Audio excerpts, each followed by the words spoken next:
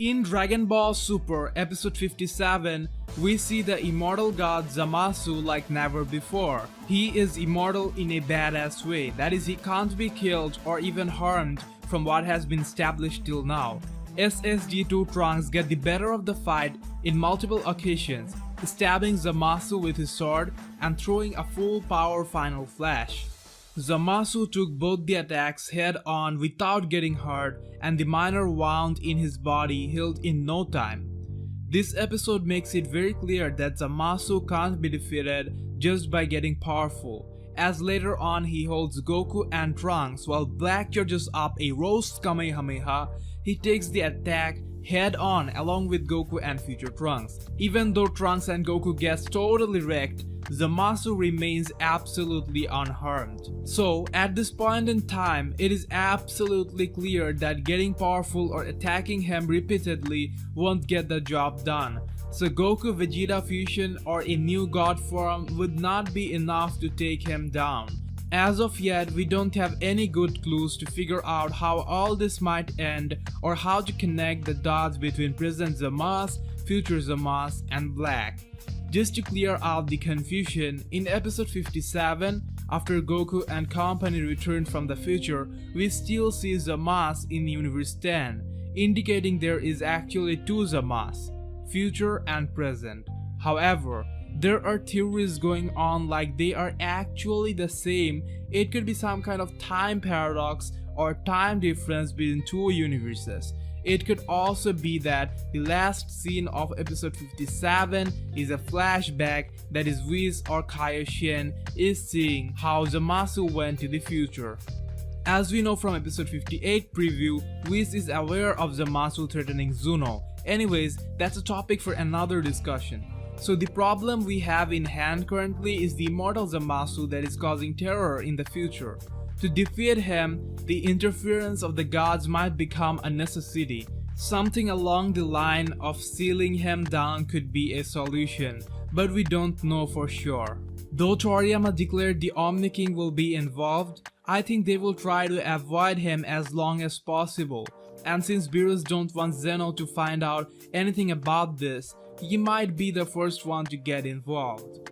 However, in this video, I want to look into the history of Dragon Ball and see if there's any villain similar to Zamasu. If we take all major Dragon Ball materials in consideration, Garlic Jr. is one antagonist who has some similarity with Zamasu. Garlic Jr. made a movie appearance, but I'm mainly taking him in consideration as he also appeared in the official Dragon Ball Z series. It was a filler arc, but I consider anything shown in the official Dragon Ball Z series as important and valid. That's how I personally think, and that's how it is going to be. Garlic Jr. is the only one in Dragon Ball series who was granted immortality by the Dragon Balls. That brings us to a probable similarity with Zamasu. As we see in episode 57 preview, Zamasu is using the Super Dragon Balls. The most common assumption is he will wish for immortality, but the biggest flaw here which I see is he could wish immortality using normal Dragon Balls. Since he is using Super Dragon Balls, there must be more to the story that shall connect the dots with Black. Anyways, Garlic Jr. was never killed or defeated in a normal manner. In the movie, he opened up the dead zone and fell victim to it thanks to Gohan's outrage, being trapped in there for a long time until the Makio star came close to Earth's axis, powering him and enabling him to break free once again. However, he and his henchmen were again defeated by Gohan and company.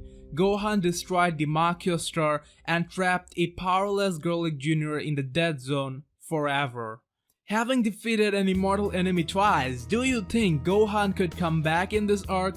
Since future Trunks is able to keep up, Gohan might be able to do the same with a bit of training, given the fact that he has the highest dormant potential within himself. But that's what we the fans want, and is thus unlikely in Dragon Ball Super. There's also an indirect similarity with Zamasu and Garlic Jr. that is both of them is related to this God cycle. His father Makian Garlic competed with Kami to become the guardian or the god of the earth, and after he failed, he was imprisoned into the dark crystal. Zamasu is an apprenticed Kaishian, which is the god of creation. Anyways, the motive of Zamasu is far more complex and I guess better than Garlic Jr.'s selfish and revengeful motives. Zamasu is a way better character and I'm expecting a hell of an arc.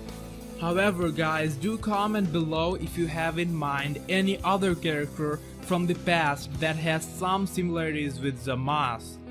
Also, what do you think Zamasu will wish from using the Super Dragon Balls? And how do you think the dot between present Zamasu, future Zamasu and Black can be connected? Join hundreds of other Dragon Ball fans on my Facebook group, Dragon Ball Bracket All. Also like my Facebook page for exclusive Dragon Ball videos, throwbacks, top moments, and episode highlights. Page name Dragon Ball Fans and link is attached in the description below. See you in the next video.